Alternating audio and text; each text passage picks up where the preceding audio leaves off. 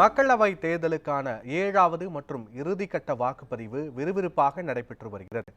உத்தரப்பிரதேசத்தில் 13 தொகுதிகள், பஞ்சாபில் 13 தொகுதிகள், மேற்கு வங்கத்தில் 9 தொகுதிகள், பீகாரில் 8 தொகுதிகள், ஒடிஷாவில் 6 தொகுதிகள், இமாச்சல பிரதேசத்தில் 4 தொகுதிகள், ஜார்க்கண்டில் 3 தொகுதிகள் மற்றும் சண்டிகர் யூனியன் பிரதேசத்தில் 1 தொகுதி என மொத்தம் 57 தொகுதிகளுக்கு தேர்தல் நடைபெற்று வருகிறது.